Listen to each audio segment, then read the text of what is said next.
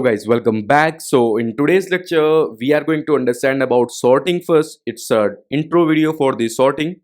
We'll be understanding like what is sorting, how it works, and why we actually need it, right? And then from the next video onwards, we'll start jumping into the sorting algorithms. Okay, because this is a broadest topic, so I would like to go a little slow in these sorting algorithms. Okay, so the searching algorithms were the easiest ones, so that's why I try to cover them as fast as I can. But for sorting, I'll go a little slow. Okay, so now let's first try to understand what is sorting with the definition. Okay, so let me quickly stretch it a little bit. You guys, I think you guys can see it already. Okay, so what is sorting? Sorting is basically a technique of arranging data in a particular order, right? So in simple words, if you have a data which is not sorted, not arranged properly, then with the help of sorting you can arrange that data according to your requirement, right?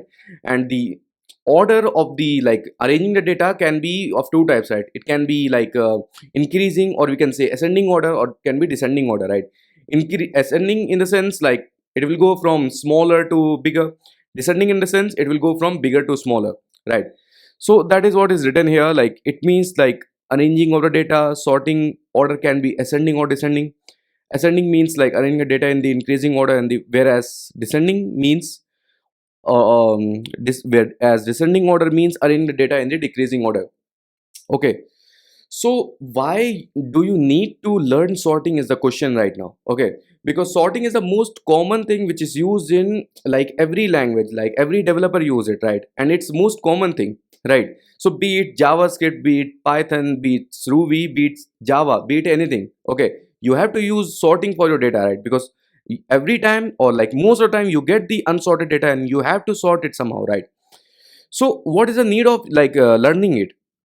Okay, so you are working with the sorting. Let's say you are working with the built-in sorting methods. Okay, it is important to understand like how they work internally, right?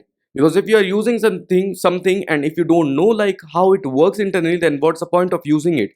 Okay, and in some cases like it won't work according to your expectations, and then you will be totally confused why it is not working this way. Okay, so that is why it is important to understand how these sorting algorithms, which are, or we can say built-in sorting methods, works internally. Okay, and the other most important point, like why you should learn sorting. Okay, so let's say you have a unsorted data, because it depends upon the data to data, it depends upon the situation to situation. So you are using one sorting algorithm. Okay, it is perfectly working fine in a totally unsorted data, but the same sorting algorithm can work way too, like what to say, it won't work up to the mark in a data which is like what you can say, it is like mostly sorted. There are few datas where few records are just unsorted.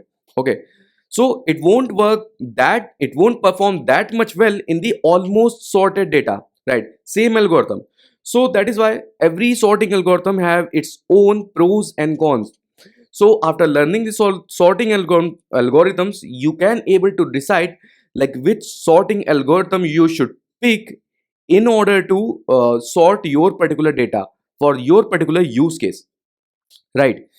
So if you are getting confused with whatever I'm saying just now, I have few resources which I will share with you in the description. Okay, with the help of which you can able to understand. Okay, so now let's try to quickly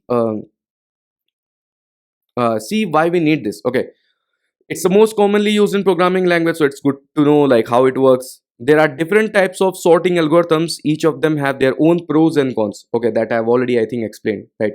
So now let's come to an interesting part. Let me stretch it a little bit. Okay, let's go to this one. Okay, so the website name is like Visual Go or whatever it is. You guys can just see this name, or I'll drop the website in the description. By the way, it's not a sponsored at all. It's just for education purpose. It's just for your reference. I'm giving you. It's free, I think, on the internet. That's why. Okay. So here we have some sorting algorithms. See, we have bubble sort, selection sort, insertion sort, merge sort, quick sort, and this one is I think random quick sort, and then what is this? Counting sort, radix sort. Okay. So what you have to do? You just have to click on that particular sorting algorithm and you will get some unsorted data. Okay, And then what you have to do, it's zoomed enough, right? And then what you have to do, you have to click on this sort button, and then you will visualize how that particular sorting algorithm is working. Okay, so in case of bubble sort, let's see how it works. Okay, so clicking on this sort button. Okay, the algorithm started running, and as you can see, it is picking two elements and it is swapping them, and it is iterating through the end of the array. Okay, see, it is doing that thing over and over again. Okay, so let me increase the speed a little bit, because that is quite slow, right? And we can't wait for ages for it to work. See, okay, so this is how basically the bubble sort works. Okay, so this is a visualized representation. In coding, we are all obviously going to jump into it. Then you will totally understand like how you can implement such thing, right?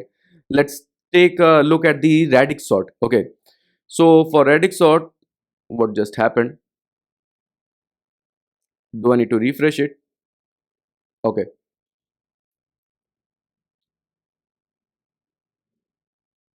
These are some annoying things.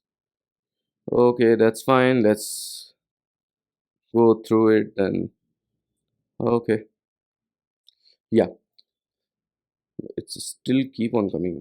Let's see. Okay. So from here we can remove it. That I never noticed. Apologize for that, guys. Okay, so let's jump into the radix sort, and it's breaking.